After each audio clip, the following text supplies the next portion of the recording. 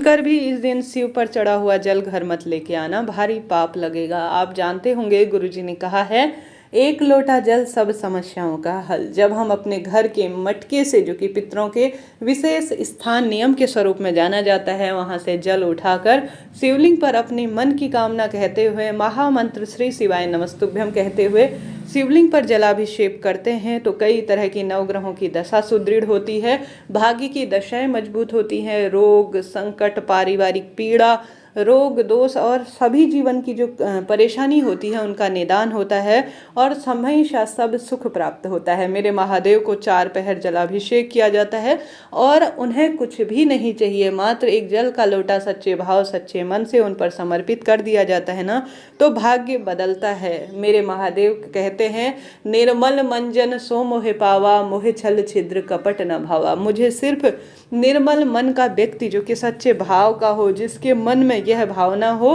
कि सर्वे भवन्तु सुखिनः, सर्वे सन्तु निरामया, सर्वे भद्राणि पश्यन्तु मा कश्चित् दुर्भाग् भवेत्। अर्थात सभी का सुख हो, सभी के जीवन में उन्हें सब सुख प्रदान हो और सभी की मनोकामना पूर्ण हो, इस प्रार्थना से सच्चा भाव रखता है, सच्चा मन रखता है, उसका जल का लोटा भी मुझे बहुत अधिक प्रिय है। मैं उसके कष्ट, उसके संकट, पीड़ा बिन मांगे ही उसे सब कुछ दूंगा। वह सबके लिए मांगेगा तो सब में सबसे प्रथम नंबर उसका होगा।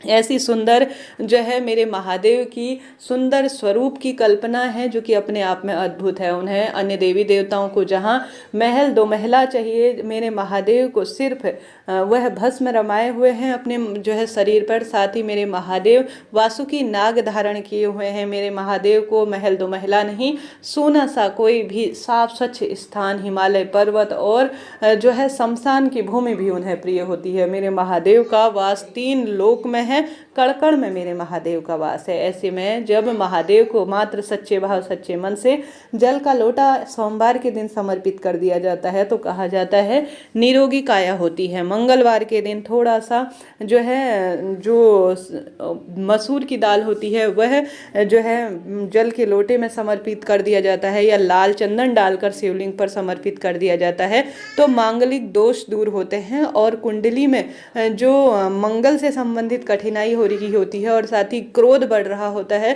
रक्त जनित परेशानियां हो रही है, उनका समाधान होता है। सोमवार के दिन सफ़ेद रंग की फूल, कच्चा दूध हो गया, सफ़ेद रंग का फूल या कोई भी सफ़ेद रंग के चावल या कोई भी सफ़ेद रंग की वस्तु अगर समर्पित की जाती है तो सौम्यवार के स्वरूप में उसी तरह से उसके जीवन में शीतलता आती है। बुधवार के दिन हरा मूंग डालकर शिवलिंग पर जल समर्पित किया जाता है तो प्रगाढ़ बुद्धि होती है, सौभाग्य में वृद्धि होती है और उत्तम बुद्धि होती है, तो प्रतियोगी परीक्षा में सफलता मिलती है, ट्रांसफर इत्यादि के कार्य सदा सर्वदा के लिए बनते हैं। साथ ही गुरुवार के दिन शिवलिंग पर चने की दाल डालकर अगर जल का लोटा समर्पित किया जाता है तो जो है गुरु ग्रह की कुंडली में स्थिति मजबूत बनती है और साथ के साथ आवश्यक रूप से जो है मेरे महादेव जो गुरु ग्रह से संबंधित कोई बाधा हो रही है, मंगल विवाह की संबंधित परेशानी और आवश्यक रूप से जो पति पत्नी के प्रेम और उत्तम स्वास्थ्य के लिए सुखद फलों की प्राप्ति होती है। शुक्रवार के दिन लाल चंदन के साथ कमलगट्टा अगर शिवलिंग पर जल के स्वरूप में समर्पित किया जाता है तो कहा जाता है इससे धन की कमी दूर होती है। कमलगट्टा माँ लक्ष्मी के सुंदर स्वरूप के रूप में जाना जाता है, कर्ज से मुक्ति मिलती है और हमेशा के लिए परिवार में समृद्धि आती है। जो पैसा घर पर आता है वह फलता फूलता है और सही स्थान पर वह खर्च होता है। शनिवार के दिन काले तिल मिलाकर या जो है जौ मिलाकर अगर जो है शिवलिंग पर समर्पित किया जाता है तो ऐसे शास्त्र प्रमाण कहता है, यह कोई मनगढ़ंत बातें नहीं है,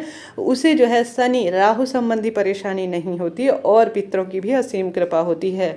रविवार के दिन अगर सूर्य ग्रह की कुंडली में मजबूती चाहते हैं, भाग्योदय चाहते हैं, हर कार्य में बोलने की कला चाहते हैं, प्रखर बुद्धि चाहते हैं और साथ ही रोग संकट पीड़ा से मुक्ति चाहते हैं तो रविवार के दिन गुड़ का टुकड़ा लाल फूल डालकर शिवलिंग पर चढ़ाएं। आप देखेंगे कि जीवन सुधर रहा है। शहद रविवार के दिन चढ़ाना जवान पर मिठास लाता है, प्रतियोगी परीक्षा में उन्नति देता है, ऐसी महिमा है मेरे महादेव की। नवग्रहों की दशा महादेव के आसपास जो है नवग्रह घूमते हैं, पंच जो है देवी देवता शिवलिंग के आसपास घूमते हैं जिसमें माता दुर्गा और श्रीहरि विष्णु और साथ के साथ माता दुर्गा के साथ श्रीहरि विष्णु और सूर्य नारायण भगवान गणेश जी महाराज, यह पंच देवी देवता माने जाते हैं हिंदू धर्म में। अगर आप महादेव को पूज लेते हैं ना तो सभी देवी देवता इस कार्य से सबसे अधिक प्रसन्न होते हैं। कुछ विशेष आडंबर की आवश्यकता नहीं, मात्र जल का लोटा, एक दीपक ही पर्याप्त है मेरे महादेव को प्रसन्न करने के लिए। तो आप सभी नियमबद्ध तरीके से, घर का एक सदस्य नहीं सभी सदस्यों को नियम बना लेना है। शिव मंदिर नहीं जा सकते, कोई दिक्कत नहीं, घर पर शिव पिंडी विराजमान है, छोटे स्वरूप में है बड़े स्वरूप में है, जल का लोटा आपको समर्पित करना है। ध्यान रहे हमेशा शिवलिंग में पूर्व या उत्तर दिशा की ओर आपको बैठना है। मुख से हमेशा प्रभु स्मरण करते हुए थोड़ा सा समय शिव को दीजिए। शिव को दिया हुआ समय कभी व्यर्थ नहीं जाता।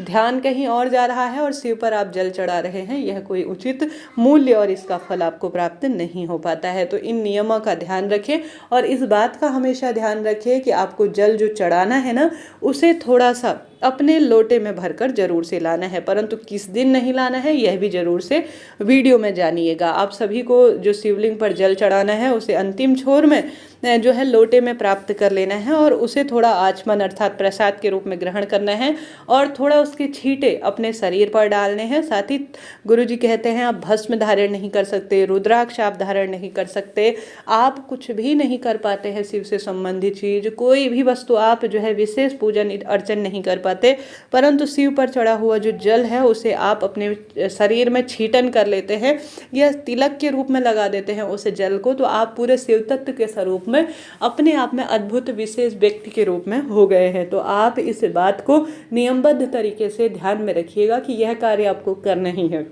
साथ ही किस दिन शिव पर चढ़ा हुआ जल नहीं लाना चाहिए, जरूर से इस बात को नोट करते हुए चलिएगा।